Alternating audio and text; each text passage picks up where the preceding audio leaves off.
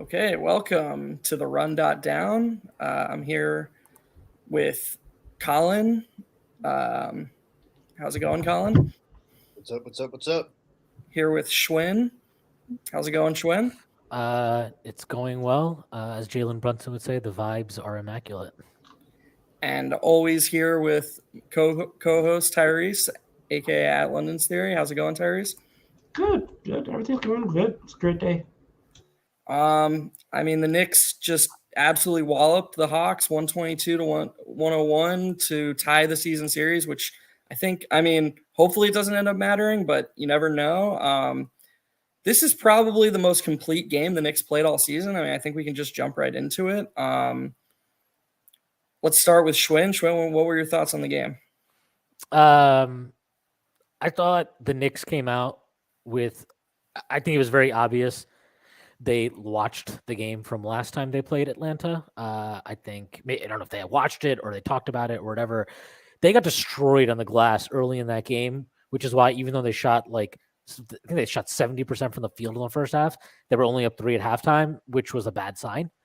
And they came out today and they played probably the best. They might have played better defensive halves, but this one felt very different. It felt like they came out with a purpose of we are going to own the glass and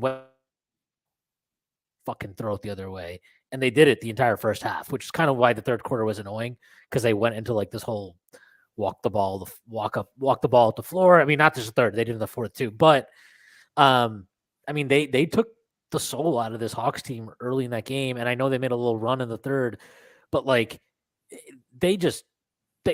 could not match the intensity. They could not match the physicality. When the Knicks couldn't buy a bucket in the third, you just had Julius get monster offensive rebounds and putbacks. Hart had a few. They just completely outworked them, out-physicaled them, outfought them. They took their will. I don't know what the fuck Trae Young was doing out there today, or DeJounte Murray for that matter. These are their lines. Trae Young, 4 of 14 from the field, 19 points because he, tricked the refs into getting to the line 13 times. 11 assists, 4 steals. The worst 4 steals you'll ever see in your life, by the way. All the result of him playing lazy, dog shit, bottom first, just first percentile defense. Absolute disgusting player. Wish him nothing. It's lower than that. Let's be honest. He's the worst defender in basketball, and it's not close. He's one of the worst defenders I've ever seen. He's absolutely terrible. DeJounte Murray, 3 of 12 from the field, 0 of 4 from 3, 5 rebounds, 3 assists, 6 points. 6 points. This is a guy that apparently we had to trade, unprotected picks, and it was a disgrace that we didn't do it. Look, I know this is not indicative of the player he is, but there's a reason why I thought that price was crazy. And at the end of the day, you look at the other end, you see Jalen Brunson, 28 points, 10 of 19 from the field, 9 rebounds, 5 assists. I know he had 5 turnovers when it wasn't his cleanest game. But, it's just ridiculous, the difference between these guys. And forget just the numbers. You look at the leadership. I loved that possession today where Jalen just got super pissed at Sims because he was like, you're not in the right fucking place. Get the fuck over there.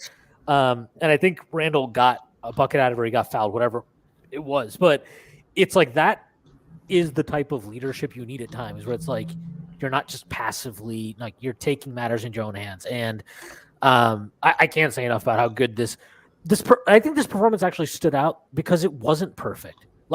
They had, again, Brunson had 5 turnovers. Randall had 3 turnovers. Randall had a stretch in the third quarter where he decided to do stupid, annoying Randall stuff. RJ did not have a great game again. Sims was okay, but probably, again, got outplayed by Hartenstein, which it's just weird that we won't start Hartenstein. Anyway, the point is this wasn't a perfect game. This was not I'll say to that, Schwinn, I don't know if it was, I think it was when you and Stacy's pod, but I actually like that Hardenstein's not starting just because when Mitch comes back, Hardenstein won't have to do anything different. I don't mind that. I just think it's look, I'm just happy that Brunson went on a heater and Randall was on a heater. I'm just and our offense is so good that it didn't require that. But look, this was just an awesome win and 6 seed. You go into the All-Star break. They went 8-6 in that game, 14 game stretch without Mitch. Like I think I was saying 6-7 would be good, and I thought it was reasonable. Or whatever it was, 6-8, whatever. 8-6 is great. 8-6 is awesome in that And they stretch, dropped 2 and games. they probably should have won. Yeah, right. And they probably should have won a couple more games. But like this team is really good, and this team, look, if RJ actually gets it together during All-Star break, I think I don't know what this team could be. I'm like almost scared to like say what I think it could be, but I think they could be very fucking good. Yeah, I mean, does your I don't think- projection start with an E and end with an F? Eastern Conference semifinals, yes. Yeah. Good cop out. Tyrese, what did you think of the game? I loved it. It was a great game as a spectator fan. It was just good to watch. Like, I'm not going to be as critical on RJ Barrett as I think a lot of us might be. Shocker. Guys, hold Um, on. So proud of you, Tyrese. I know. But yeah, like, I think he finished well inside the arc, and even though he could not hit shit from 3. Like, I still feel like he had a solid game overall. I liked his defense. It wasn't perfect, but it was like at least he showed activity and motor on that end, which is good to see. Didn't turn the ball over. Ultimately, I feel like he played within himself. And the shots that he missed, like if he hits 2 of those, we're like, this is a great fucking RJ game. But yeah, like ultimately, I feel like RJ played fine. I think Randall played good, like 25-11. It's so nice that this is just a good Randall game now. Yeah, you're just like, 25-11. Like these are his averages on like 60 true shooting. Okay, cool. Yeah, like Grimes couldn't really hit things, but like I think he played fine defense overall. Like he had Trae Young in fucking jail. DeJounte Murray couldn't do shit either.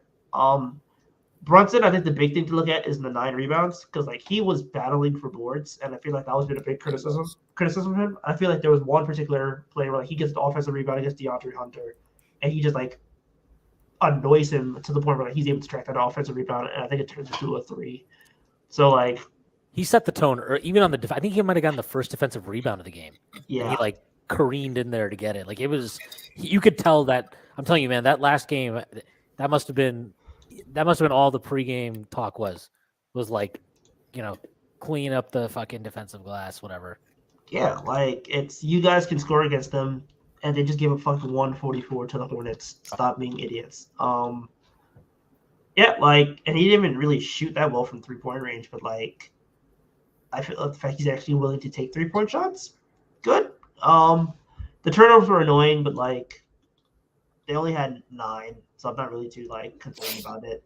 You wish they had more assists, but like when Brunson and Randall are having shot making clinics the way they are, and I still feel like the ball movement was good overall because I feel like a lot of the play finishing was just done after like 3 dribbles. Like you would see like it would be a kick out, wide open lane. Hart would basically like finish around the cup or whatever.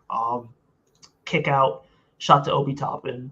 So like I don't think the playmaking was bad. I don't think the passing was bad. I just kind of felt like they were on a heater for a lot of the first quarter and then the first half of the fourth quarter. And yeah, just good game overall. I don't think anybody had a bad game, which is good to say going to the All-Star break. For sure. I mean, definitely have momentum headed into the All-Star break. Colin, close us out. What did you think of the game? It was fine. I think we had a couple different reasons. Like, I hate to keep using the phrase, and I've done really well this season about not using it, where it's like, oh, X years, Knicks team would not have won this game, and X years team would not have won this game. But when you look at like the final count, we had 10 turnovers to their 5. We had 16 assists to their 25. They scored more points in the paint. The only difference was the 3-point shooting, and even then that was established in the first half. We had 2 different stretches where we went 3 minutes without a basket. Just a good, gutsy win. It wasn't pretty at all. Neither was either of my prom dates, but you know what? Still got the job done. Like, It's a real blast from the past there. Yeah. It's like they had prom in the 80s. Like, you take the win and you walk out with your head up, but maybe we don't talk about a couple different stretches there. I think we saw that this could really be like a Tibbs team the way he wants to play it, if everybody's bought in and we have like additional personnel in the sense of like Hart are playing the way that they're playing, Hart enables quickly to play a little more the way he likes to play. And again, Mitch is coming back. I don't even know if RJ really needs to find anything at this point. Like, he just needs to not shoot 0% from three. And Mitch comes back, and we're just automatically in a different tier. I don't know about Eastern Conference Finals. That feels like a stretch. But a win that we needed, and they got it. I'm not going to bitch. Fuck Trae Young. That's 2 stinkers in a row, I think, or 3 stinkers in a row. We've had his number for a minute.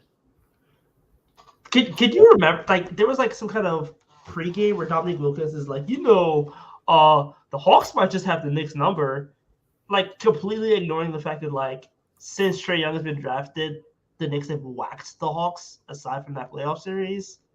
Well, that's why I love James Dolan tweeted the meme of the backpack strap that's like holding on by like the one thin thread.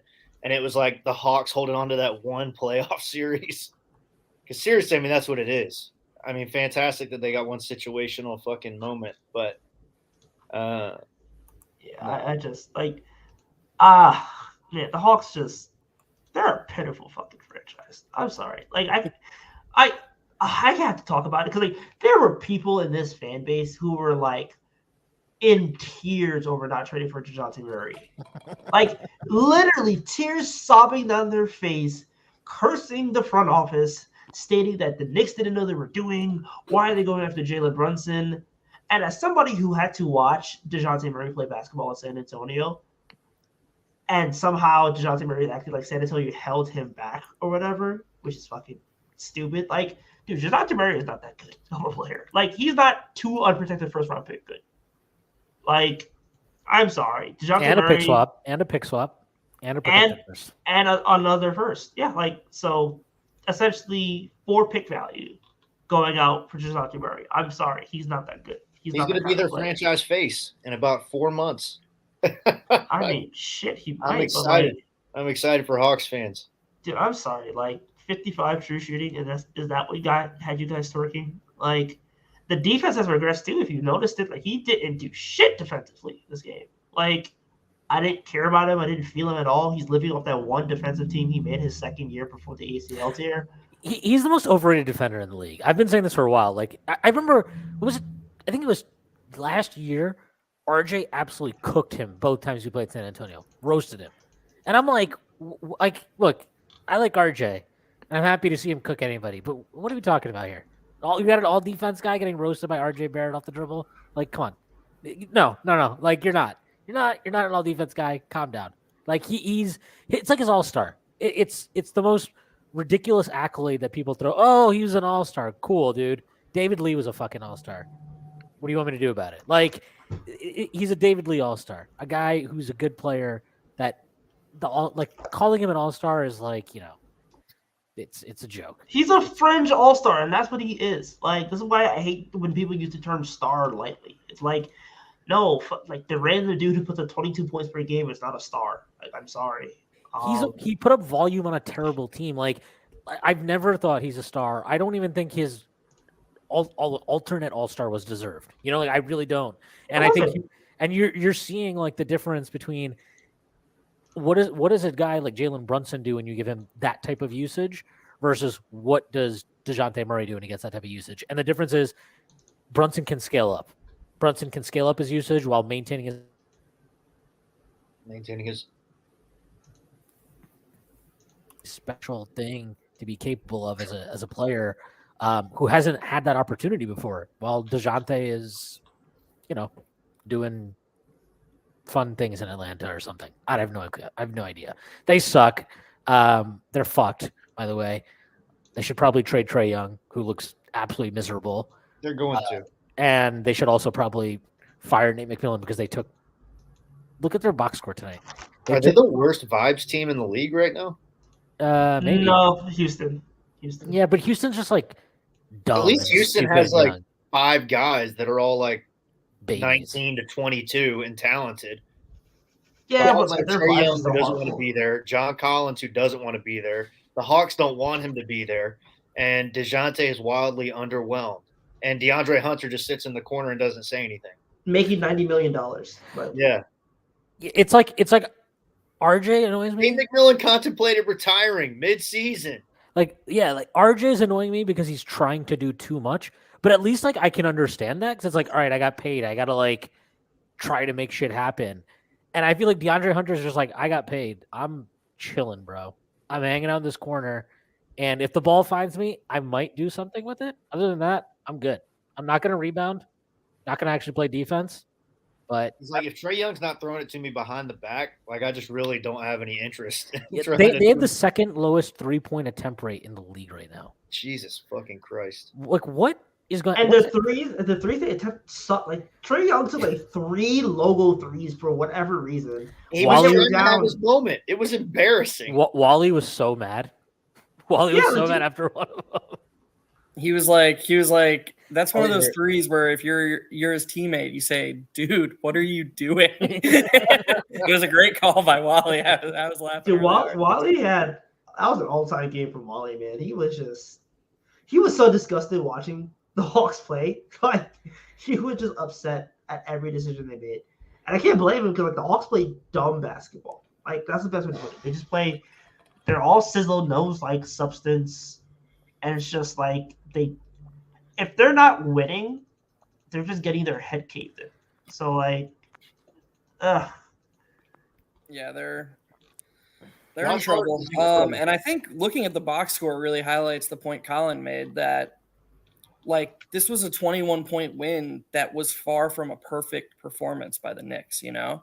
And, you know, we can talk about the Hawks franchise. We can talk about their future, their ceiling the next 2 years. But I mean, the line was moving away from the Knicks for a reason. Like, I'm not saying the Hawks are a great team, but this was a tough opponent it was supposed to be a tough opponent for the Knicks. And, you know, you're 5-point dogs, and to go on the road and win a game, you're 5-point dogs in by 21 when, you know, pretty much nobody except for maybe Brunson gave close to their best stuff. I mean, that says a lot about where this team's at and where it can go over the next few months. So, I mean, this was a big win for the Knicks, in my opinion. One team looked like they wanted to – one team looked like they didn't even want the All-Star break. Like they wanted to just keep playing games. And the other team looked like they weren't just ready for All-Star break. They looked like they're ready for fucking Cancun. Am I an asshole because I'm low-key getting annoyed with RJ? Is he drunk? He just won't stop smiling. In the postgame? In the postgame, and right now he's talking to Rebecca, and every time he closes his mouth, it just opens back up to like this huge smile. Like, they're going to Magic City afterwards. So they must be like the post game, the way they remove it, they're going to Magic City. Like, come on, like, bro, if you miss more than 10 shots, we got you at Magic City tonight. I mean, look, I think the All-Star break's coming for him at the perfect time. Because today it wasn't just like he's missing threes. That 1 3 he took from like the wing in the first half that he airballed. He took 2 that he airballed, but one of them was like not even in the corner. It was from the wing, and it was just atrocious. But he like arced his back in this bizarre way and like doesn't jump. I don't know what's going on with this 3, but he needs his All-Star break, and I would like it if he would go work with not Drew Hanlon. That would be cool. That would be fun. I think you should try that out. I'm also, I don't know. I'm just so tired of him. And it's like in the second half, in the fourth quarter specifically, he saw so much success, at least like getting the foul call when he just stopped taking these open fucking shots and dribbling to the rim. I feel like he's trying to be really methodical. And like, I get that to an extent, but sometimes I'm like, it's okay to just be 6'6", 230, dude. Like, that's actually great. You should do that a lot. You should try it out. Yeah, I mean, I guess we can. Before we get into that, let me do the ad read real quick just to get it out of the way. Not that you don't enjoy it. You just not that I don't enjoy it. Yeah, basketball to talk about. Nothing I love more than a good ad read. The NBA season is heating up, and there are still so many unknowns. The title picture is looking as wide as ever. When I'm looking to get in on the action, I bet with DraftKings Sportsbook, an official sports betting partner of the NBA. New customers can bet just $5 pregame money line on any NBA team to win their game and get $150 in free bets if they do. check this out right now, everyone can earn up to 100% boost with DraftKings stepped up same game parlays. Get to the DraftKings Sportsbook app, place a same game parlay, and combine multiple bets like which team will win, total rebounds, and more. The more legs you add, the bigger the boost, the bigger your shot to win big.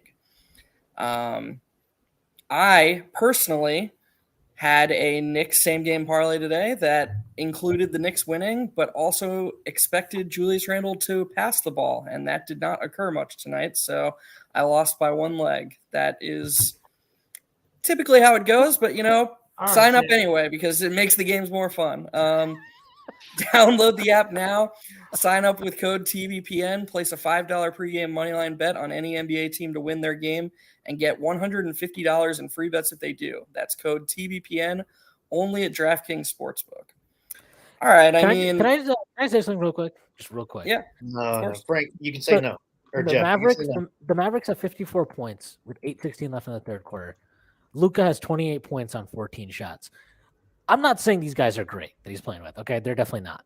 But you watch them play those 2 games with just Kyrie, and they played one game with just Kyrie and then one game I think without either Kyrie or Luka. And you had Josh Green going off, you had Jaden Hardy going off, you had all these guys, the balls pinging around. This idea that Luka is being held back by the talent around him is kind of a joke at this point. Jalen Brunson should be an all-star. Kristaps Porzingis, if he was on a better team, probably would have made an all-star team this year. Josh Green, he's played well with Luka, but he's clearly capable of doing more than what he is doing in a game like this. And I'm kind of sick of hearing about how Luka needs help. The Mavericks need to do more to put talent around Luka. Maybe Luka needs to stop playing a fucking obese piece of shit and move the ball sometimes and bring the ball up the floor with any type of speed. Maybe he should do that and come into training camp not looking like a goddamn fucking balloon. That would be good too. That's it. I want to get that out of the way. I asked you, Schwinn, before the season started. We talked about this. The trajectory Luka's on right now, he's basically trying to be a less athletic, probably just less skilled version of 2009 LeBron James. And even LeBron had to learn how to do stuff off the ball before he could win at the highest level. And it seems like until he figures out, to your point, maybe a nicer version of your point, but to your point nonetheless, until he drastically alters his style that he tries to play the game, he's going to reduce anyone he plays with, except for specifically, I don't think he'll have the effect on Kyrie that he had on Porzingis. Yeah. But most of his teammates, they're basically just gonna be super role players at best. He does not enable a star. Obviously, the exact opposite end of the spectrum in this conversation is a Steph Curry, who any star can play with Steph Curry, and they won't have to change the way they'll play, and they'll be as good as they were beforehand, because Steph is the ultimate teammate enabler. I don't think anybody expects Luka to be Steph, but he has to learn off the ball stuff. He can't just be this Helio star. There's no ceiling to it. So yeah, I completely agree with what you were saying. Again, maybe a nicer version of what you were saying, but I think you're spot on. Can I say something real quick? Let's hear it. Can I just say something? Yeah, let's hear it. Okay. There were 3 teams in that Cam Reddish deal. Am I wrong? Charlotte, because it was Charlotte, right? Charlotte, I guess New York, and technically 4 because Portland or Philly got looped into that, right? Yeah, even better. Yeah. So out of those 4 teams, with the product that they received back in the deal on the floor, 3 of them are undefeated since that trade. Oh, we're gonna do this, huh? I know where this is going. And then Cam hasn't won a game. Cam Reddish has not won a game. I think he has won a game, but they're 1-2 or 1-1. And the Charlotte Hornets are now undefeated with Svi Mihailuk. He had 12 points tonight. I just want to shout out brother Svi. All right, Nice. Brother Svi. And obviously Josh Hart is playing really well for us. And Jalen McDaniels. Is it Jaden or Jalen? Which one's in? Jalen. Jalen. Oh, My bad. Are we talking about the one in Philly or the Yes. one in Minnesota? Jalen. The one relative to the subject Jalen context is we're in discussing. Philly. So the one in Philly is being tapped in for late defensive stops, and Cam Reddish is just being allowed to hoop while they're down 18. So I think it was a close call, but we won the deal. What if how many catch and shoot jumpers do you think Luka has taken this year? Oh, gee, he's stuck. I would bet it's 0. I've ranted about this. I rant about this all the time watching the Mavericks. He doesn't catch and If shoot. you want me to look it up. It feels like 0. Okay, but it's actually okay. He's played 1,791 minutes coming into tonight. He's taken 41 catch and shoot jumpers. Just gonna throw this out there, okay? Guess how many catch and shoot jumpers Dinwiddie took for them? 53 games played, 1,808 minutes. 105. 158. And he's ostensibly the other guy in that offense that was like allowed to do anything, right? This is not just like this is not normal. And this is not I don't think this is about Jason Kidd. I don't think this is about coaching. I think this is how Luka wants to play. Because they played like this under Carlisle and Kristaps got pissed off and he was like, please get me the fuck out of here. And they've played like this without Carlisle. So at this point, I think this is an organizational decision that is made to cater to Luka, and we don't need to talk about Luka again on this podcast. Sorry. To that end, I tweeted the numbers earlier for Brunson as well, and it's the same thing between catch and shoot and pull-ups. That's just, yeah, I'm not going to say his name again, but you're right. That's just, he's a prima donna, and that's how he wants to play. And if it means they're losing, then he's not going to run from the grind, and he's just going to be European Damian Lillard. And the thing is, though, is like you're seeing with Brunson, I would argue has been, I won't go as far as to say heliocentric like Luka is, but the offense pretty clearly revolves around him when he's in the game. Like he gets the majority of the initiating, but you know who he's a willing catch and shoot 3-point shooter off the ball. Like you put him in the corner, you put him on the wing. When Julius Randle kicks it out to him, he's shooting, and you don't really see that too often from Luka. And I mean, Schwinn, I know you hated this about him too. This was a James Harden problem too. Yep. Harden was probably better off ball, to be honest. Harden was? He probably was. I mean, it's not like for sure. And I think that's why. I mean, you put him with Chris Paul, he had to play it off the ball, and like that is the difference. Like the best year of James Harden's life, he took probably the best team in the history of the NBA to 7 games, and like could have beat them if Chris Paul didn't get hurt. Luka's got to learn. Like he's got to learn the same way LeBron did and the same way James Harden did. Like basketball teams don't win this way. They just don't. I don't care how good Luka is. And as long as Luka keeps playing this way, his supporters are just going to keep saying, we need to get him help. And to Schwinn's point, that's not it. All right. We talked about Luka for too long.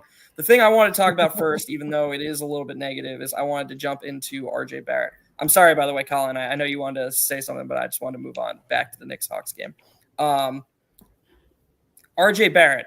Colin, I'll let you lead us off because you were talking about his post game. Nope, I'm good. I've been put in the corner for 5 minutes. Go ahead, please. What? Please. I didn't. Shit, man. All right. Then we'll go to RJ's biggest fan, Tyrese. Let's talk about RJ Barrett's game tonight and just the overall vibes heading into the All-Star break. What are you thinking about RJ? Ni hao. Oh, Jesus. I mean, you want my Yeah. like, yeah. God. This was a slight uptick in like the month he's had. But ultimately speaking, like I don't think it's a hot take to say he's the worst player in the rotation right now. Which is not good for your third highest paid player or your third most important player. We are, again, me and Schmidt probably disagree on this. I think we're nearing sunk cost fallacy. Like, I would look to get off of him this offseason. I get the idea of, like, keeping him for a star and, he could be the centerpiece. I don't expect him to have that value this time next year. I don't expect him to realistically be somebody who's, who has enough value league-wide to highlight a piece like that. So truthfully speaking, like if you gave me Buddy Hield, I would take Buddy Hield for him right now. That doesn't do anything for I you. know What does that do for it you? doesn't do anything for the team. So then why would you do it? This is I so don't think he's stupid. good money. It doesn't matter. This is so short-sighted. You don't need RJ to be. You need to get something that actually helps you long term. All Buddy Hield is going to do is make you marginally better for one season, and then he's going to be 32 on paper, probably 30. I know. I did not say that I would. I said that if you were to give me the deal for productive deal, I'm not saying trade him for Buddy Hield. However, my whole point is like, I don't really like. He's improved as a 2-point scorer, which is nice. But like he hasn't taken the least that you would expect him to take, given the fact that the starting lineup around him is a very solid starting lineup. And he has to take the lead as a creator, given the fact he's beginning creator reps in the second unit. I just like there's nothing that I can point to a part of his game right now being like, oh yeah, like this is a clear positive that we've seen develop. Because like again, you look at his shot chart is fucking horrendous. Like there's no green. But there is a difference between that and okay, trade him for Buddy Hield. I am. Oh, we could get lower. No, we can't. We can get Buddy, lower. like trading him for Buddy Hield. If you think you can do worse than that, that's Gordon Hayward. No, the thing. None of these deals make any sense. That I know, but like yeah. you have to use like the thing is, I'm not saying RJ is going to be amazing or anything. I 100% do not believe that the last month is indicative of like his level as a player. I will continue to say that, like, I'll give you an example, and obviously this is not the same. It's not the most accurate example, but it's a similar one. He was not as bad as RJ has been this year. Jaylen Brown, when he after his second year in the NBA, he's third. So entering his third year, he's 22 years old. That summer, they dangled him in trade talks with the Spurs for Kawhi Leonard. He was then reduced in usage and importance in role, came off the bench really because Kyrie Irving and Gordon Hayward came back. So it's not the exact same thing. But I do think there is something to the idea of like young dudes who are trying to figure out their way in the league. Yeah, like I agree with you. He should be better because he does have a better offensive context right now. But I also think like to some extent, he's probably dealing with some subconscious disappointment of like, I thought I was going to get the chance to like be the guy for a year or something. And that hasn't happened. And then on top of that, he's obviously struggling with his shot, which looks to me like he's just got no lift right now, which is kind of bizarre. So I do wonder at times, like, is he carrying something we don't know about? Because it's like a month ago, I mean, before he got hurt, he looked like he was moving better than he had all year. And then now it's like he can't move again. So I don't know what the hell is going on there. And if that's obviously that's something either if he's hurt, okay, fine, he's hurt. But if not, then that's something that he needs to just like get with a different trainer. Do something different than what you've been doing in these off seasons because every year cannot be like, okay, he needs 3 weeks to like finally get into some kind of fucking rhythm. And then he goes on a run. And then as soon as he gets hurt again, if he misses any time, then it takes him another fucking 3 weeks to get ready. Like it can't be like that. You've got to like the athletic consistency needs to be better. Like, so there's no denying all this stuff that he needs to be better. I'm just sorry. Like at 22 years old, like this is probably the time when people decided that Andrew Wiggins was done. Like this was it. This is the player he's going to be. That's all there is. Obviously they're not the same player, but like I'm not giving up on a 22-year-old wing who has had flashes and stretches of play that I wouldn't say is like star, but like is extremely good. Like if you can take the December, January, like he's had months where you're like, okay, this dude over like a full season would actually be a really fucking good starter and maybe in the right year, a borderline all-star.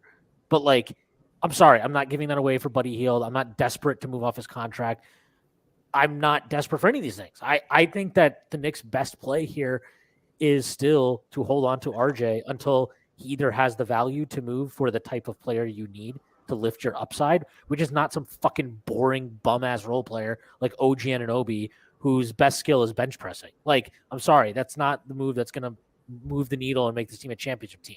You have to be patient. You have to take – and if anything, the way that they handled Randall last summer should be instructive. Not to say that RJ's flashed the level that Randall played at in 2020, 2021, but he's definitely flashed a much better level than we've fucking seen this year.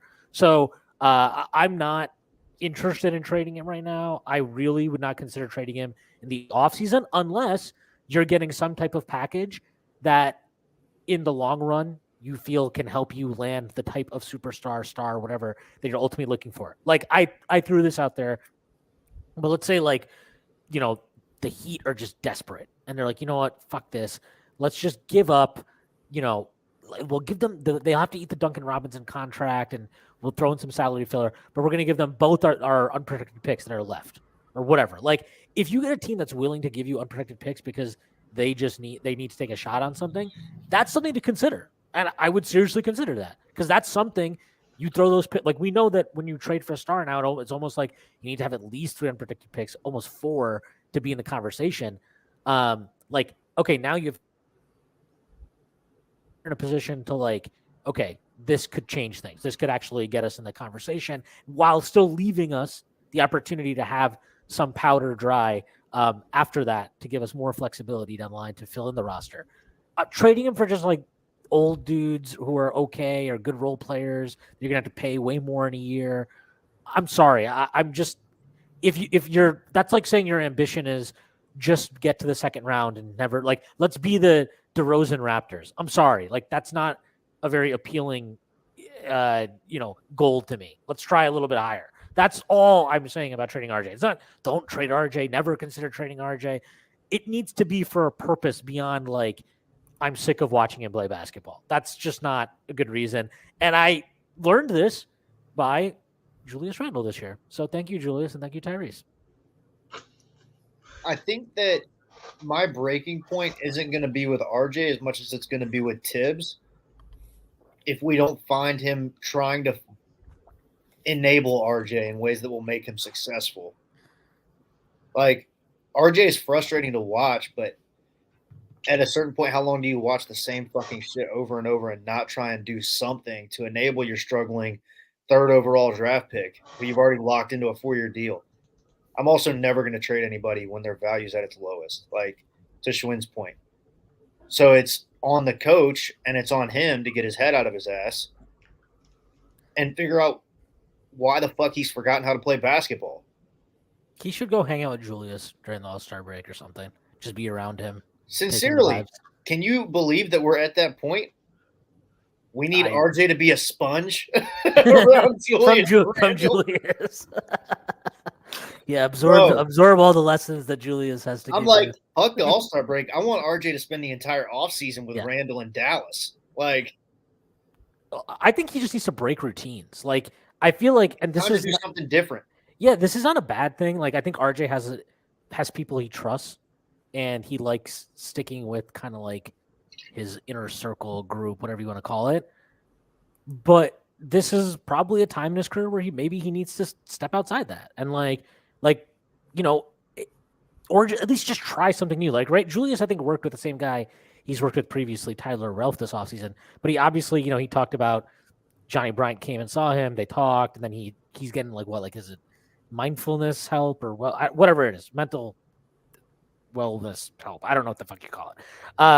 That guy that sits with him before games, anyway. Oh yeah, but this is meditating. Yeah, like maybe RJ needs that. Maybe he needs something. I don't know what he needs, but I do think he needs to. If he's really trying to get to a different level, I do think he needs to be working with different people at least a little bit. Go sit in the dark. Oh, I don't know. That man was flying all over the world quickly. He wasn't just hanging out in one place. But guess what? He did his work, and he worked with different people, right? You see him do yoga with Johnny Bryant, then he's working out with this guy, he's working out with that guy. I don't know. I think RJ does need to be more of a sponge of other players and people around the league that maybe he's not around. And maybe I'm totally wrong on that. Maybe he does do that, and we just don't know about it. But to me, it just looks like he's whoever is instructing him in the offseason, which is Drew Hanlon. It feels like we're watching the same dude over and over again, and he's gotten better in certain very micro areas. But it's there should be more. Those are just a byproduct of his shot falling for certain. Right, that's what I'm saying. It should be more than that, and if it's not more than that, then you need to work with different people, probably. Do you guys think, and this kind of goes with what Colin was saying about the coach needs to sort of point RJ in a direction and a better direction. Do you guys think that there's any merit to the idea that right now with how the Knicks are playing, if you look at all the like the Knicks now have 7 guys, Hardenstein, Mitch, Julius, Jalen, Quickly, Grimes, and Josh Hart in the rotation who are good players, who are nightly going to give you good output, and the Knicks are just a good team. And they're expecting, like Tibbs is the coach who wants to win every night and is going to play the guys who are going to give him the best chance to win every night.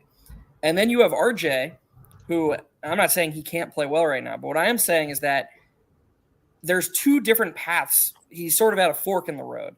There's the path where RJ can focus on the ancillary stuff that Tibbs probably wants him to focus on and be kind of like that third option role player, catch and shoot guy, beat closeouts, focus on defense.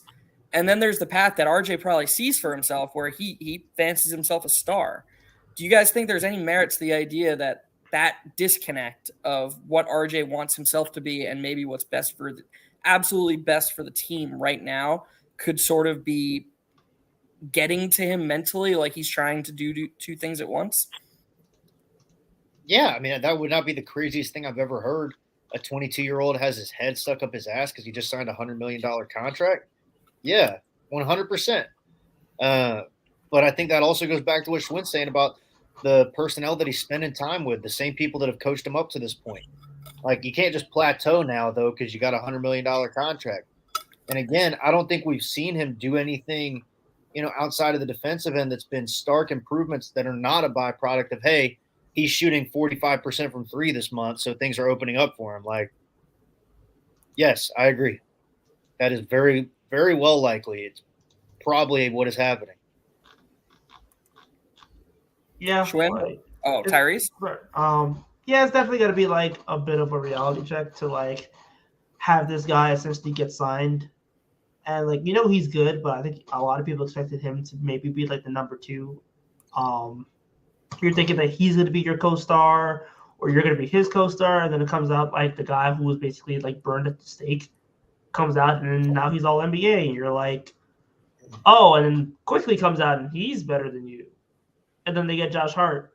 And then Quentin Grimes is having a really good season as well. And it's like, it's got to be humbling, especially when like you've been essentially built up to be Canada's best Canada's best like export ever. Like his dad literally runs Canada basketball.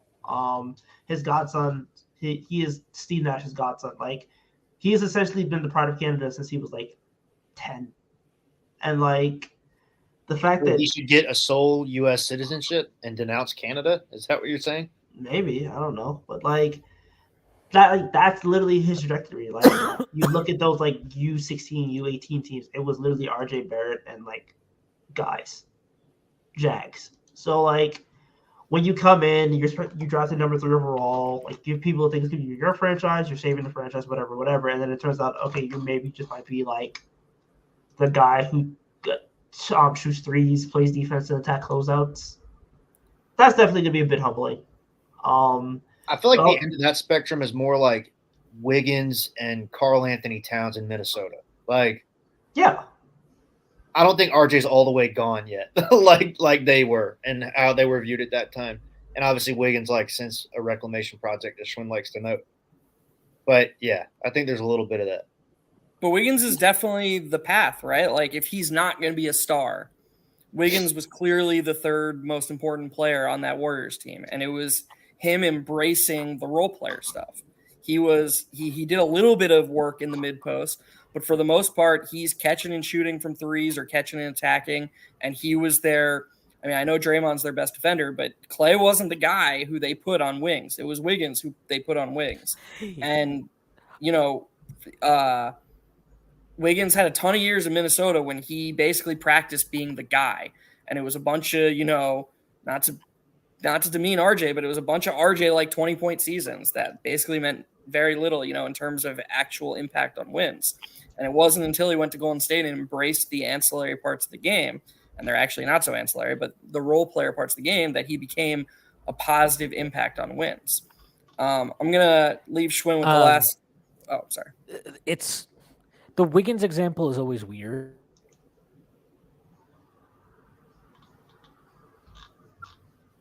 It is. I agree. I was just going to say the Wiggins example is always weird though, because Wiggins has had such a, it's just an odd development path, career path, whatever you want to call it. But I think the biggest thing is just dude, I remember watching this guy play defense his second year in the league, and he at least knew how to use his body. He knew how to use his leverage, his strength. And right now I'm watching him for example, in the fourth quarter today, he's guarding AJ Griffin. AJ Griffin's fine. He's a solid rookie, whatever. This is not a knock on AJ Griffin. But RJ's kind of mirroring him the entire way, but at no point does he actually use his body at all to bump him, to get into him. And then you compare that to a guy like Quickly, who is giving up, God knows how much weight, God knows how much size in a matchup like that. And I promise you, Quickly is not letting AJ Griffin just freelance and, spin move his way 8 feet from the hoop. It's just not going to happen. He's going to fight him way more. And I'm just I don't understand how that's happened. And you almost see this lack of physicality offensively too. Even when he's posting up, I don't feel like he's using his muscle at all on a post ups. He's always trying to get into the middle and then do these spin moves. And I'm just dude, can you play with force? I don't understand. What was the one possession where he dribbled under the basket back around? And then he took a flip shot on Capella. Yeah. And it's what was that? What I don't know. was that? And it's just I just watch this stuff and I'm the only time he plays with force right now is when he's going in transition. That's it. That's the only time you see him just with total free, just freight train down the line, down the paint. And it's that's what it was good to see him take that kick out from Brunson in the fourth quarter. Yeah. And just go to the rim. Just go challenge somebody. And go get fouled. Go to the line. Just get yourself going, man. I don't know. It's almost I feel him and Quentin Grimes, they should switch brains right now or something, because Quentin doesn't he looks hesitant to shoot anytime he's open. And RJ, this guy can't not shoot when he's open. And it's so frustrating. It's dude, can you guys RJ, you attack the rim. Quentin, go back to being Quentin Grimes. That was cool. I think both those guys need the All-Star break. I do think Grimes he's played a shit ton of minutes compared to what he has previously in his career. I think that's affecting him a lot. And I suspect he will shoot the ball much better down the stretch of the season than he has kind of in the last couple weeks. I concur. Last comment on RJ. Quick answer from all three of you. We'll start with Tyrese. Do we reach a point this season where Josh Hart is just the starting small forward? No, I don't think so, because I think they care about their asset. Colin? I'm probably going to have to agree. I think it's possible that we get more games where Hart is closing over RJ, but I don't think that it's – if I've learned anything from the Elfrid Payton days, I don't think we're ever going to get to that point. Schwinn? Will we ever bench RJ? No, I don't think we'll ever bench RJ. I don't think it makes any sense. Because if your plan is to, even if you want to do what Tyrese said, not kind of facetiously said, but if you want to train him for Buddy Hield, you can't bench him. That's just going to look really bad. And that makes no sense. So regardless of whether they want to, if they believe in him long-term, or they plan on flipping him as soon as he has a good stretch of ball, you have to keep starting him. I'm sorry. There's just no way you're starting Josh Hart over him. And quite frankly, if you're playing Josh Hart over him, then just fucking start Quickly. Because if you're gonna make a change in the starting lineup, and you're going to bring one of those guys in, it should probably be the guy that's been here the entire season, the guy who saved you in many, many ways. Not a knock on Hart at all, obviously, but if you're going to make that switch, it should be him. It should not be Josh Hart. And it's not going to be either, so it's fine. All right, let's get to some comments. Better late than never. We appreciate everyone who's tuned in. We'll start with Jordan Bubb. He says Brunson is him. IQ is him. Hartenstein was amazing on the board and defense tonight. You know what? We have not really said Hartenstein's name. If we have, it hasn't been enough. good for him. Like, like I don't know how many games it was. I think it was the Cavs game when he just basically said, like, I haven't been doing what I'm supposed to do, and I'll be better. And he's been good pretty much every game since then. And I feel like Hartenstein is such a almost known quantity that people forget he's only 24 years old. And you got a 24-year-old who had the best season of his career doing one thing, signs in the biggest market in the world, and then his coach basically doesn't let him do any of the things he's good at. And you're 24 years old, that's got to be hard. And did he complain? Did he say, like, oh, I need to be used differently? No, he just put his head down, and he's been great at the stuff Tibbs wants him to do. He was awesome protecting the rim tonight. He had 10 rebounds, 3 blocks. Like, Hardenstein's awesome. That was a great call by Jordan Bub. Yeah, Hartenstein's been awesome. Been really, really good. I think I've said this on a few pods now. Like, he's moving way better. He talked about his Achilles being like it was a big problem to start the year. I think he mentioned it was sore and it was something that was lingering. He's moving really well. That block he had on, was it Okongwu in the first half? That was like filthy. Yeah, I was like, "Are you Mitch, dude? Like, what's happening here?" It's like, that was incredible. that block he had on Trey was hilarious too. Yes, especially because Trey tried to sell it. He was like, "Ah," and all like one more time. What was it? Never make that sound again, by the way, please. No, I tweeted it a couple days or no, a couple But games there ago. were like 3 Knicks around him.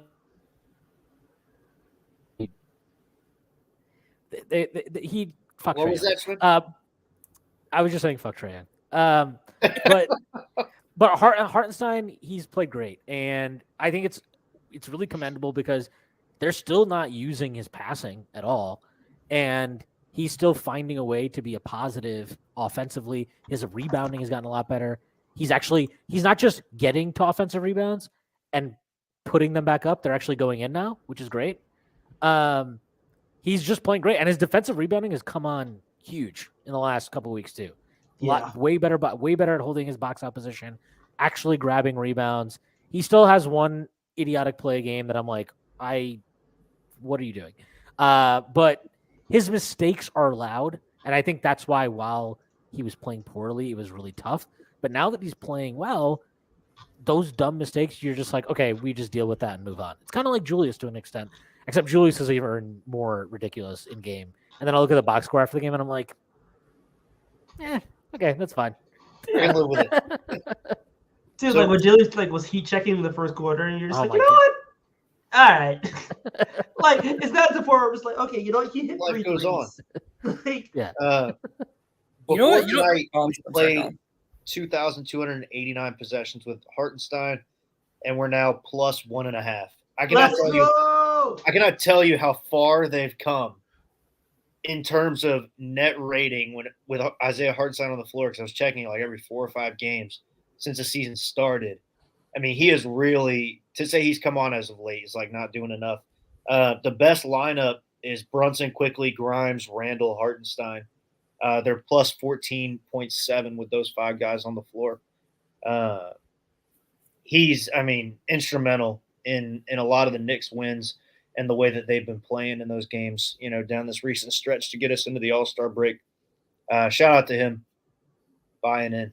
And also, I will say that like even though like it's not popping up in his assist numbers, I do feel like his connection with Hart has already been really good, and they've like been finding each other on those cuts a lot.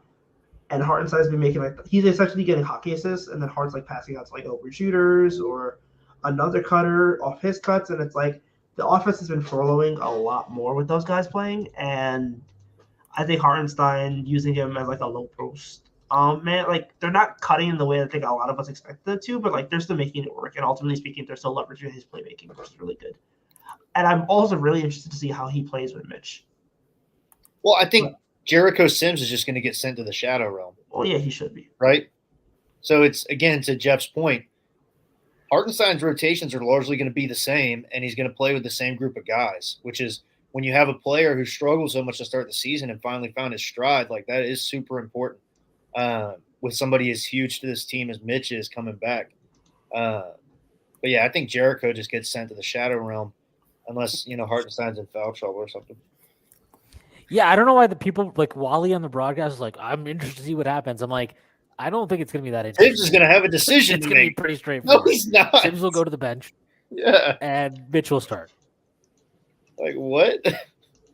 Like, it's going to be Deuce and Jericho Sims leading the pom-pom parade for the bench. And Guess that's what? okay. Good for them. That's good though. It's also good. Like that's actually the caliber of player that being situational is good. I mean, Tibbs won't actually use them situationally, but it's like, okay, if you have an injury now, you've seen these guys play a certain amount of minutes and your team has been able to stay afloat and win ball games. So like you have a level of confidence there. Again, and now go into the offseason, work on the things you weren't good at. There will be opportunities again. Yeah. And that's just life in the NBA. Yep. Absolutely. Colin,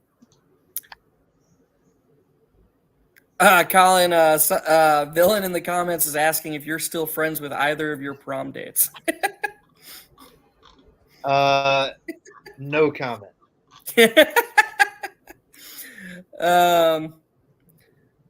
Chris Bernhardt said Wally got to be the hating commenter. That's where he does his best work. You know what? I'm on board with that because Clyde's just sort of in his own world, so he's got to be sort of the yin to Clyde's yang when he shows up. Clyde is doing the games intoxicated. That's Wally literally hates on everybody. Like, as he should, man. Tonight was fun because he had so much more shit to say about the Hawks because they were running around with shit running down their legs. But he also was very critical of the Knicks and then making stupid ass comments like the Sims one and the rotations. He is. I mean, that's literally that's why he clocks in. It's to find the negative. Shouts to Ed Cohen though. Ed Cohen is solid. I like Ed Cohen. Yeah, I like Ed Cohen. I agree. Like, he's better than Kenny Albert. I'll say that much. Y'all are gonna have to help me out with this one because I'm blanking on what he's talking about here. Villain X says, Jeff, who whiffing on a Randall pass do you blame for not? You said you had a parlay. Oh, duh, man. Good call, Colin. It was Brunson. It was Brunson passed it. He had two on one possession that he bricked. That is, I mean, this wasn't Brunson, I think, carried an even higher usage than normal this game. It's just Brunson just has to be better. All right. That's all it is.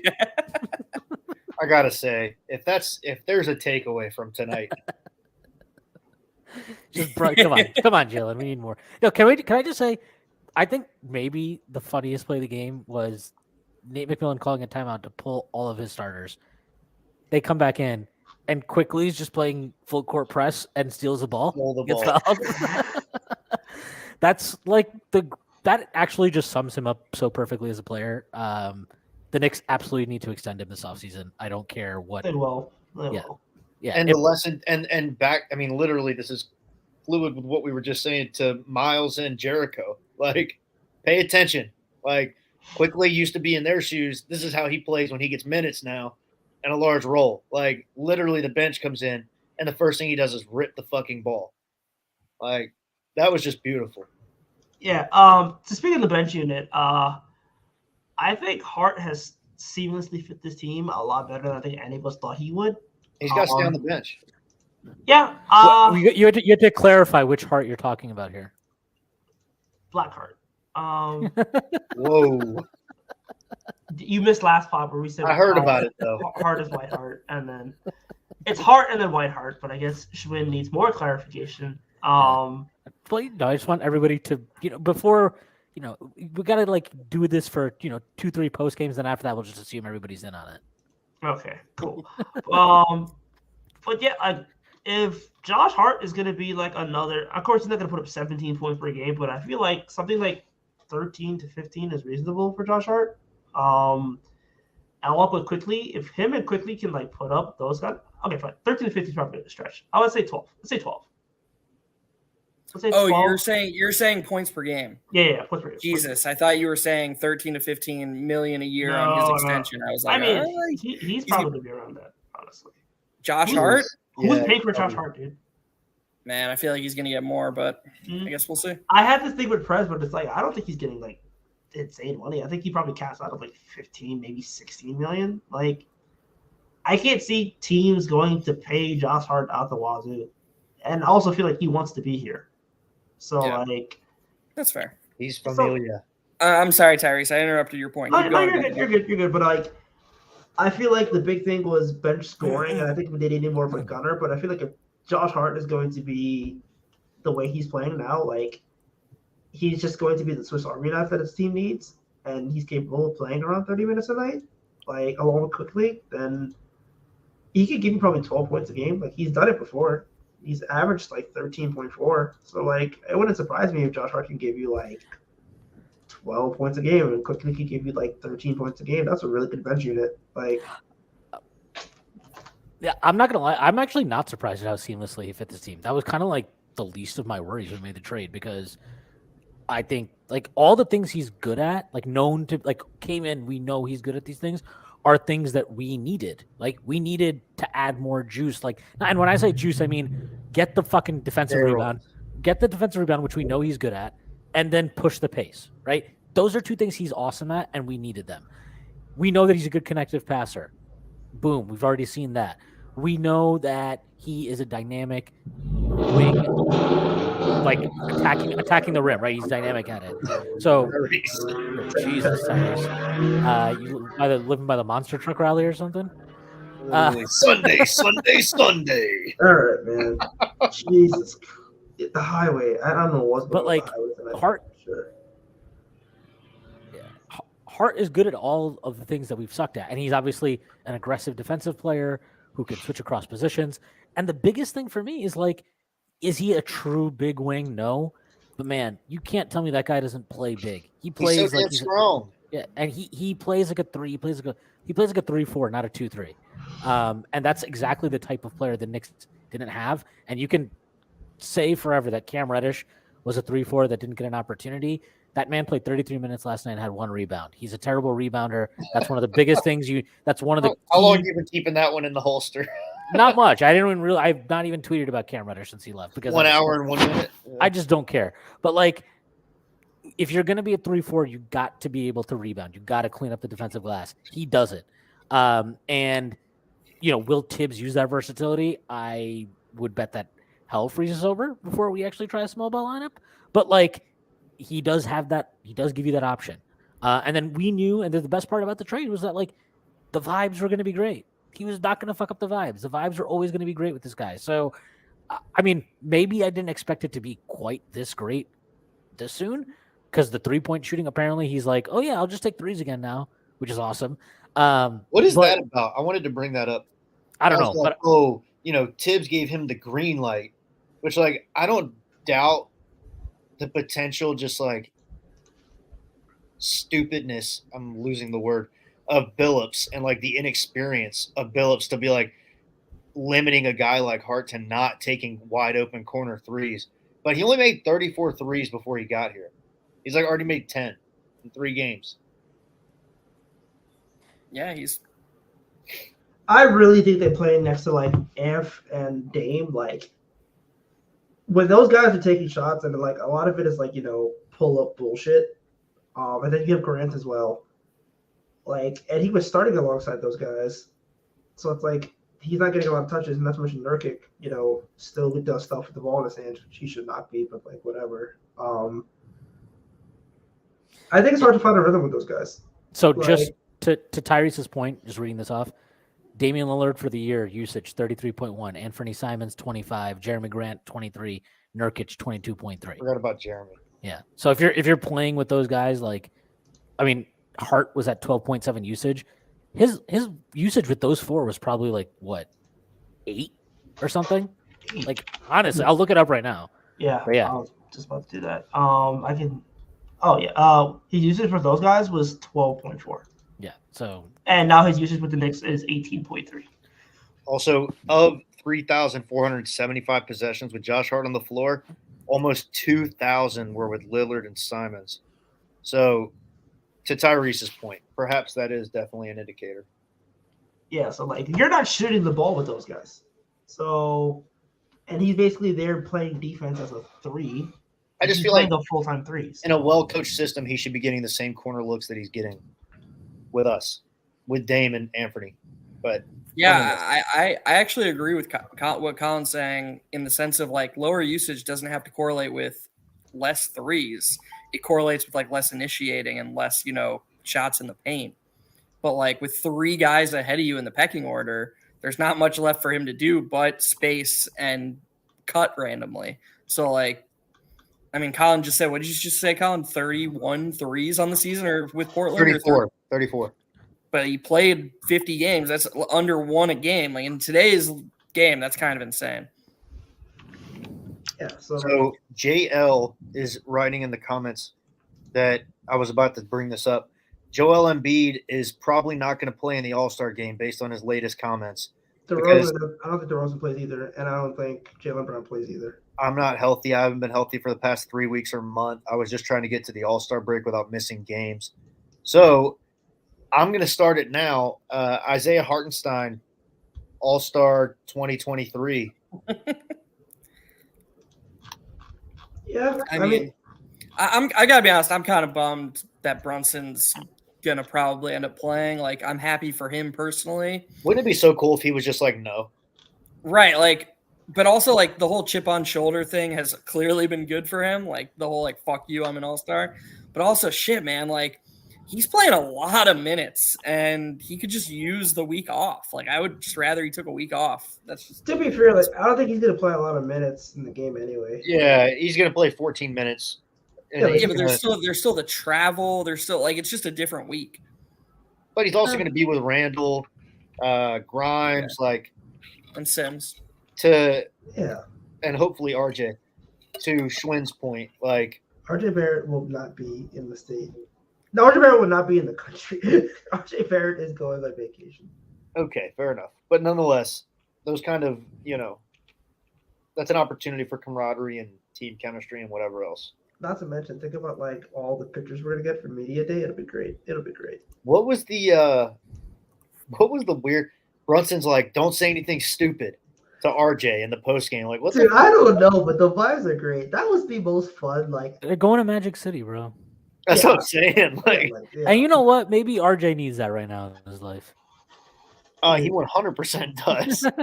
Dude, What did I say earlier? He couldn't stop smiling talking to Rebecca, and that's not because she was wearing a low-cut shirt. All right, like they've got plans tonight for ATL. Listen, Twerkwin has all solved a lot of my issues. So probably will solve a lot of his issues as well. So like, man, nothing wrong with some hookers and blow.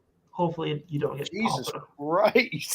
Allegedly, there's nothing wrong with it. Yeah, not that Tyrese would have no idea, obviously. Yeah.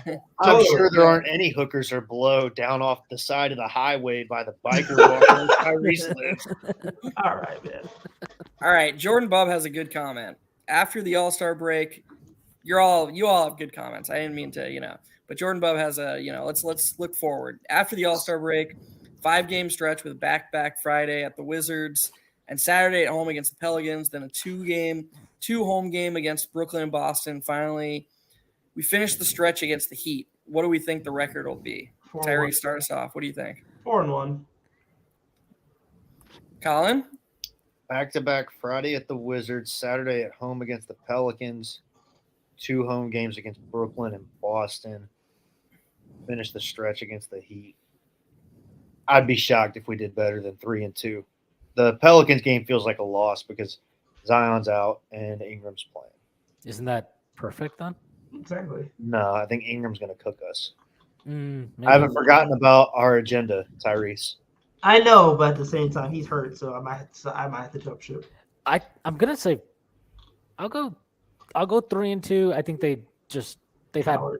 No, I think they've whatever that means they've gone 6-2 in their last fucking 8. That's fine. 3-2 means what? That they're 40. They'd be at 35 or 36 and 29. 29. That's great. That's fine. That's great. Did you guys realize outside of the COVID year, tonight is the first time that we've won the game before the All-Star break since 2010? Like, we literally are never like going into the All-Star break on good vibes. This is good vibes. I feel like, 3-2. Let alone a win streak. Fuck it, man. Like, just lose to Boston and beat everyone else. No, beat Boston and lose to everybody else if you have to.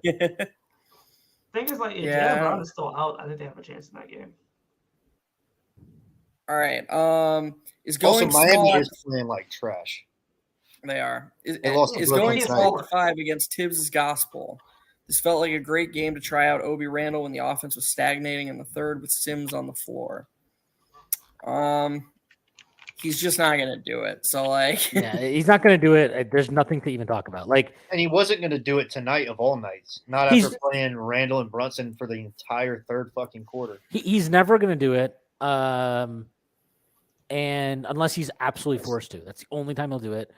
And at this point, like, as frustrating as I find his unwillingness to try different combinations, especially now with Hart here, even more frustrating for me. But like, I've just resigned myself to that. This is the reality under this coach. And if we want to see a world where that isn't the reality, then we will need a new coach. And that's on the front office to make that decision. So it is what it is. yeah, I mean, I think what Colin just brought up, I mean, me and him have been bitching about it on the Strickland account on like a game-to-game basis. The Brunson and Randall playing the entire first and third quarter thing is just idiotic. And We doesn't have make any Hart sense. now. There's no justification for it. I'll tell you this, and I bet Colin thought the same thing. In the first quarter, at the 4-minute mark, when Wally said, and Randall's going to come out of the game right now, I was like, holy shit, he's doing it. He's staggering. And they showed Randall walking to the bench, and then they were like, nah, he's just walking down the court. And I was like, Right. God damn it. He's like, oh, wait, no, he's just doing his normal routine. Yeah. Yeah. And I don't know. I mean, I know me and Colin are on the same page because we're both always bitching about it. But I'm curious what Tyrese and Schwinn think. There's gonna be a time in the playoffs when we just lose because neither one of them is on the floor. You can't just sit your two best players, and then you also can't just always go back to them because this stretch where neither one of my best two players is on the floor looks bad. Like, of course. Like, I don't know. What do you guys think? I'm kind of rambling here, but what do you guys think? I agree, but at the same time, I kind of feel like Quickly being as good as he is and Hart being as good as he is just going to cover up a lot of the deficits that we have in coaching.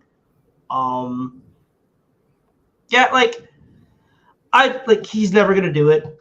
I think we understand he's never going to do it. The idea he's getting fired, like, it's not happening. He's getting extended this offseason. Has Tyrese addressed the question yet? Or am I missing something? I know. I'm just saying that he's never going to do school. So, like, you're just like, yeah. It just like Tibbs is never going to have a situation where he feels like not having rim protection is a positive.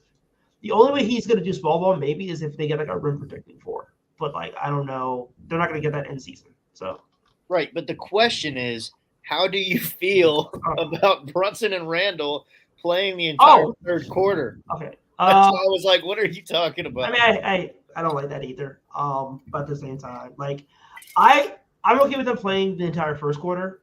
I think that's fine. The entire third quarter is where you're like, I'm like, okay, I would take out Randall and run Obi with the starters. Because you would think, if anything, you would do the inverse and have them play the entire fourth quarter.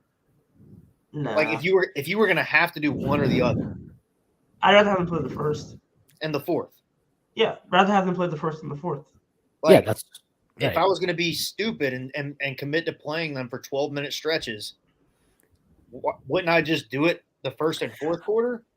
I really didn't understand his subs in the fourth today at all. I mean, it didn't matter, but it was like. So you brought up the Hart one earlier before we got on, but wasn't that right after the technical though? It was like with 2 minutes. I think it was just under 2 minutes into the fourth quarter, and the technical, right? Yeah, and he had Brunson in at like checking in at the scorer's table with like after just over a minute into the quarter. It was bizarre, and then it was like he puts Brunson in, and I'll just say this. I'm going to say this. Brunson is fantastic. He's great. He's not good at setting up the offense against zone. Quickly's much better at it than him. And when he comes in and sets up the off against zone, it often ends up in these stupid possessions where it's just like him and Randall doing some bullshit on the side. Sometimes it works because Brunson's really good and Randall's really good, and that can work sometimes. But I think the quality of shot they get against zone is much, much better when Quickly sets them up. Their first two possessions of that quarter, Atlanta came up in zone, 2 wide open corner threes for Obi. They get good shots when he sets them up to be, playing against the zone. So I don't mind. I love seeing Brunson play with Quickly. I do think that there still can be a much better balance there between Quickly being the off guard, but also allowing Brunson to play off the ball at times as well. And Tibbs needs to not be such a fucking insane megalomaniac with that. What's weird about that too is Quickly now after tonight has a lower turnover percentage than Brunson. So like you'd think that Quickly would satiate his like obsessive need to like have control over every possession and to guard against the mistakes, but I don't know. I just think the one thing that wasn't mentioned there about all this though is if you split up Brunson and Randall more, it helps your role players more. Like this is why Tibbs teams always have a low ceiling. And honestly, it's why it wouldn't surprise me if this ended similar to 2021 in the sense of we end the season with really good vibes. We get into that 4-5 matchup against Cleveland. Everybody convinces themselves that we're the better team. And then we just get kind of gobsmacked. And the reason is because Tibbs only wants to do things one way. He doesn't ever have a backup plan. And what splitting Brunson and Randall up does is it forces you to embrace other ways of playing basketball besides I'm just going to run through my two best guys. And it also elevates the floor of your worst players. Obi Toppin, he played well tonight. He got more minutes with Jalen Brunson tonight. Jalen Brunson could help Obi Toppin. That's something he could do. We like to talk about, thank God we have a point guard. Obi Toppin doesn't and I love Quickly, but he's not as good as Jalen Brunson. And like playing with Jalen Brunson more could help Obi Toppin. I think it's just two different. Like Quickly and Obi have the way that they play, and the way that Brunson plays would be more enabling of Obi in that sense. But they haven't played much together. I hadn't thought about that. They don't play together like at all. There's nothing more hilarious than when Obi checks in and just immediately hits a three. Like those are my favorite possessions for the entire season. Like he checks in and then he's just in the corner and he just drops one. And it's like, again, and tonight he played great defense. Shout out Larry Israel. Why didn't he play more? As much as I hate to push that narrative in wins, why didn't he play more? Yeah, I mean, it's just you just feel bad for the guy, and I'll say this isn't a defensive Tibbs at all, but when he brought Brunson in the fourth quarter, like 2 minutes, he basically sent Brunson to the scorer's table right away, by the way. Yeah. Like Brunson got in at the 10-minute mark, but he was standing there with like 11:30 left. Like Tibbs couldn't go one possession with Quickly leading the way without being like, holy shit, we got to get Brunson back in the game. It was insane. But it's like 7 or 8 minutes left. They had cut it to like 15. And Tibbs called timeout. And I was just like, man, like he's just going back to Randall. And he actually didn't go back to Randall. So like, whatever. Like it got Obi an extra minute, but that was something, I guess. I don't know. I don't know. I'm with Colin. It's frustrating. It's frustrating for Obi. Like, and to go back to that earlier comment, you wish that there would be times when he would just let Randall and Obi play together for a couple minutes. Well, the easiest thing, if he's going to be this fucking insane about it, the easiest thing to do is to sit Randall for like 3 minutes at the end of the first quarter and the end of the third quarter. Right. And then play Obi for 4 or 5 minutes into the second and fourth quarter. What does he think is and going then to bring happen? Randall back. Like nothing's like, it's fine. You're going to be fine. Brunson's on the floor. So you're fine there to end the third quarter. You can easily play 4 or 5 minutes in the second and fourth quarters with Quickly running point, especially now that you have Hart and Obi and RJ and whatever the fuck. It's hard. He makes it so much harder than it needs to be. And it's so frustrating because you're just like, I don't understand it. I really don't understand it. And especially on a night like tonight where it's like, okay, so just he can't do anything. Like it's stupid, and I don't appreciate any of the comments. He has this nasty habit of like throwing shade at his own players for whatever reason. Going back to like calling Obi the backup quarterback effectively last year, and everybody likes the backup until they play, and all this bullshit. Like, dude, just shut up. Like, just play the guy. You can't play the guy 15 minutes a night, really. Like, Julius is out there at the end of these quarters sometimes looking like he's about to keel over. I understand he's in great shape. What's up? Tonight, a great example. Yeah, like it's just stupid. Like you can use, even if you don't think Obi is great, just use him to give Julius more rest. It's not rocket science. He would be, I mean, the level of asset to us that he would be if all he was doing was providing Randall rest, but then also he can play. Right. Like, it just doesn't make any sense. Also, to your point, Jeff, Brunson and Obi have played 514 possessions this season. The Knicks are plus 10. Yeah, that sounds about right. I mean, it's wild. And to me, a team is about elevating the team. Tibbs has never seen it that way. And it's why the only real success he's ever had is when the star he was catering to was good enough to win playoff series. Like people who defend Tibbs are always like, well, you need to give him talent. There's plenty of guys who can win with an MVP level talent. That's not, a coach is supposed to elevate you. Schwinn says it all the time. Tibbs defenders accidentally argue that a coach is effectively replaceable. Like, they defend Tibbs by being like, oh, well, you just need to give him guys that anybody could coach with. That's not the goal of a coach. He's supposed to be elevating the entire team. I personally feel like his entire scheme right now is to elevate two players. And there are people who can fit into that, and there are people who don't. And the way Tibbs sees it is basically like, if you don't fit into the way I see it, I'm just not going to play you, and that's it. And that has no ceiling, and you're going to see a lot of situations like we've seen with Evan Fournier and Cam Reddish and blah, blah, blah. Like, there's just how many more names we have to see. And look, I'm not going to end this on an anti-Tibbs rant. We're 33-27. We're in a really good spot. But as we start projecting forward to the playoffs, these things need to look different because our guys are going to be tired. Brunson's playing 38 minutes tonight, like you guys were just saying about Randall. I mean, he only played 35, but he played 35 without garbage time. And then we're going to get into a situation where we're just not prepared for that situation because we don't do anything different other than the one thing that, to be fair, it's working really well right now. But I don't know. I'm cautiously nervous, or I'm just nervous. Tibbs figures out good regular season formulas sometimes, and let's be honest. Like, anybody that just wants to pretend this is all Tibbs coming to Jesus and figuring it out on his own is a fucking loser. It's completely deluded. That's obviously not what happened. He obviously got input from the front office, unless you really want to convince me that at some point he was just like, oh, you know what? I love Deuce McBride now. He's definitely in the rotation. No, he got told what to do to some extent. He got guidance in the right way, and kudos to him for taking that on board and not resisting it, which I'm sure was a problem last year, which was reported on last year. So that's a feather in his cap, but it's not some amazing coaching achievement that we need to lionize. Okay. The guy has a good team with a bunch of good players. It's actually hard to find bad combinations of players. It's hard to deploy them in ways that are not positive.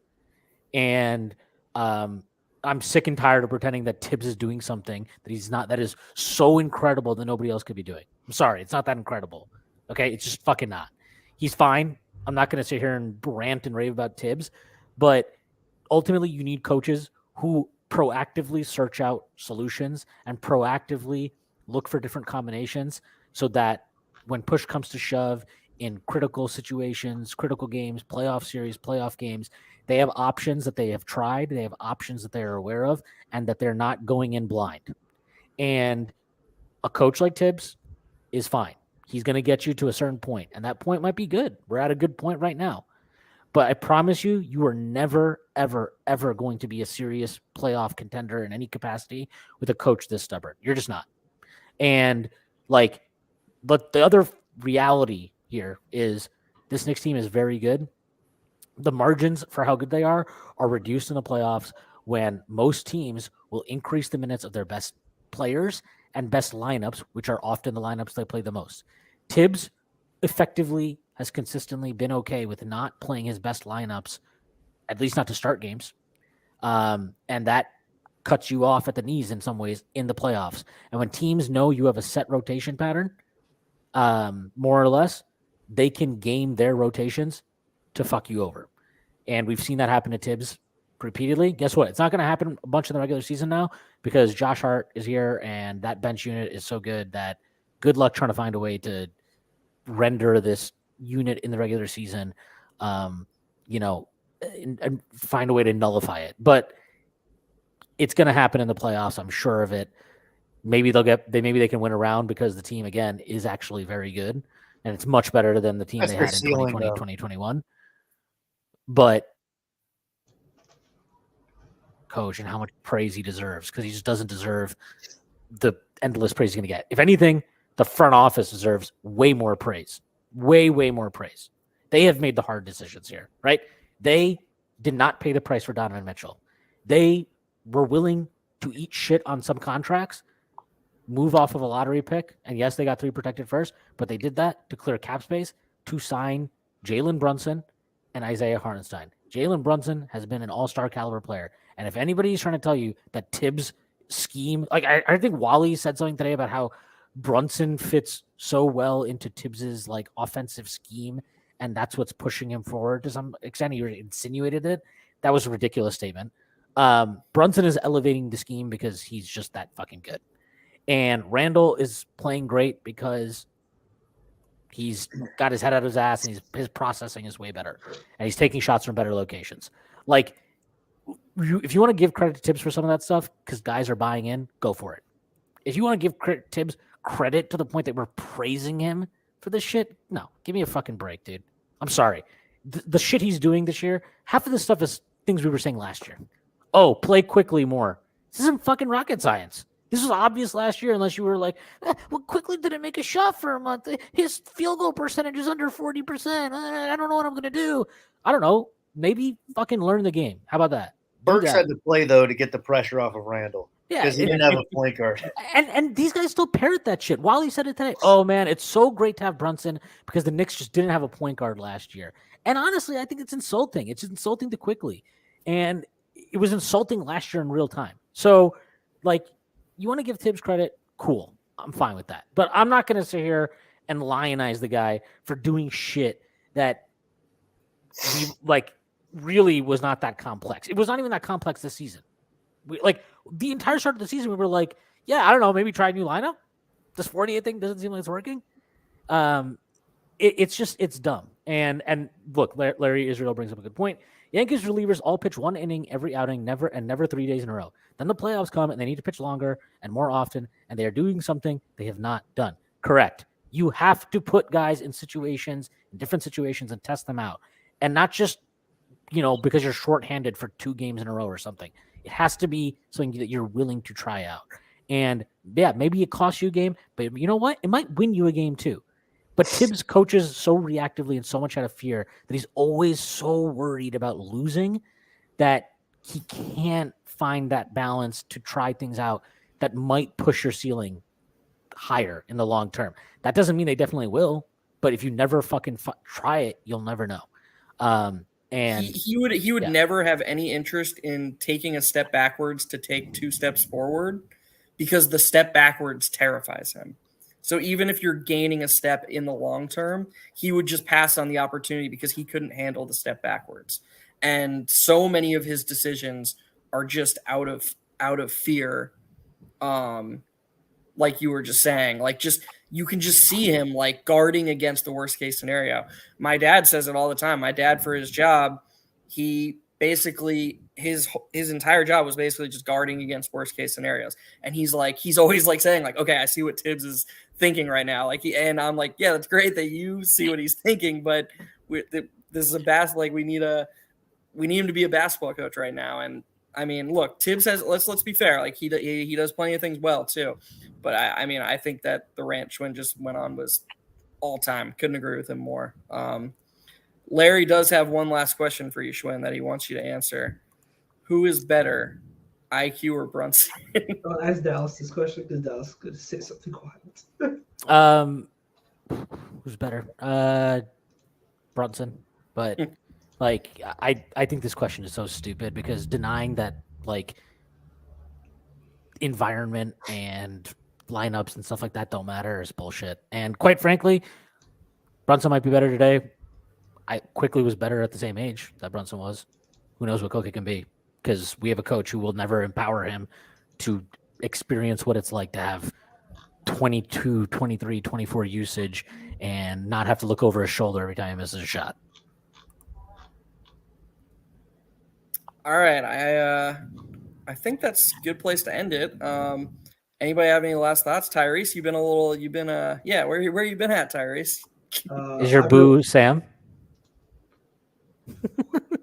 You texted Sam. You good, bro? My guy, some glasses over here. All right, man. Can we highlight Omar's previous comment? Tyrese is texting RJ to meet him at the club in Atlanta. Oh, he's texting RJ to meet him at the gym. It's like, all right, bro, we got to get you right. RJ gave his jersey to 2 Chainz after the game. Yeah, I was just interested.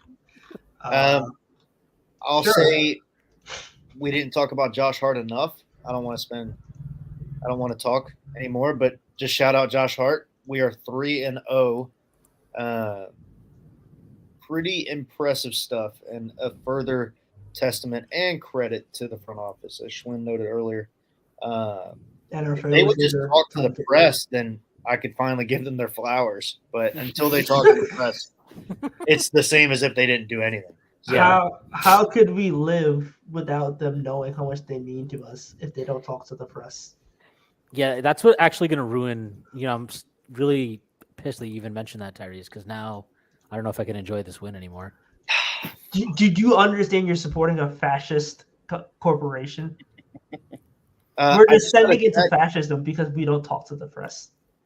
Actually, the great wall of MSG is confounding us all, and somehow you're blind to see it. Wake up, sheeple. I just got one text from an anonymous Western Conference executive about the Knicks. It says that they're a fun team, but they try hard, and their absolute ceiling is winning one playoff series. But they're also unlikely to ever be a good franchise as things currently stand, in his honest opinion. And then he said in parentheses, "Don't face ban me, bro." I don't know. Funny. That's the latest in the source streamline. Yeah, I mean, look, Karalabab tweeted that. He deleted it. It's funny because last year he tweeted, "Oh, the Bulls are the team that the Knicks wish they had," and he also deleted that because he also very famously. I don't know if people remember this, but I'm going to do it. Back before he took the Mavericks job, he very openly tweeted about how he thought Kristaps Porzingis had a much higher ceiling than Giannis did. And that has aged brilliantly. He deleted that when he took the job. But there is a team that traded for Kristaps Porzingis, and they did get fleeced by Steve Mills, who is one of the worst executives, at least in Knicks history, which is probably saying NBA history.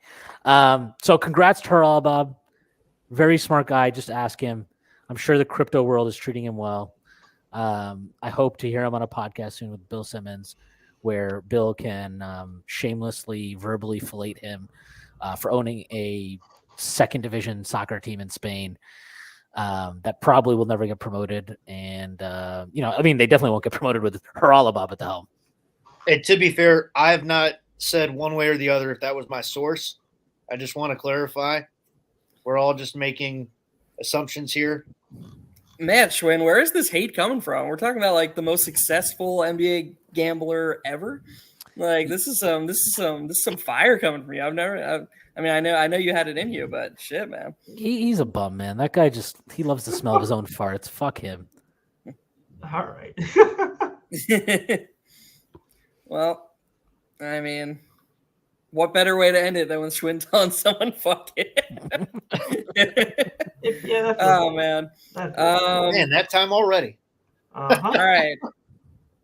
Last comment from each of you. What are you guys excited about for the All-Star break besides just some time off from not covering the Knicks? What are you guys looking forward to? Being able to do my papers without guilt and Jalen Brunson making the team because half the All-Star team is hurt, so Jalen Brunson's gonna have to make it by default. We win. Colin? I don't think I'm looking forward to anything. Oh man, I guess maybe I'm alone here, but I actually really enjoy the All-Star weekend. I especially really like the 3-point contest for some reason. 3-point contest is fun. Obviously, we'll all be watching Jericho. I'm going to watch The Last of Us. I haven't watched a single episode, saving it for Wow. All-Star Weekend so I have something to consume my time. Schwinn, what about you? I was literally going to say the exact same thing. That's Looking forward to watching hilarious. Last of Us. They didn't know that we were we're going to trying be to watch together, that. but now they do. Neither Yeah. of you. Wait, have you not seen the episode either, Schwinn? Nope, not one. I was saving it for this very break. I was You supposed guys to do it last. y'all are in for a treat, man. It's a great watch. I was supposed to do it last weekend, but then I just ended up, not doing it at all. So I'm guessing. yeah.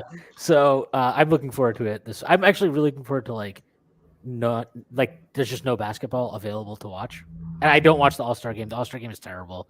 I watch All-Star Saturday. All-Star Saturday is fun. All-Star game, terrible, waste of time. Never watch it. Last question about The Last of Us, but I'm not. Are either of you familiar at all with the video game? No. I played it. I beat it. So. Oh, nice, dude. Least Look at surprising thing.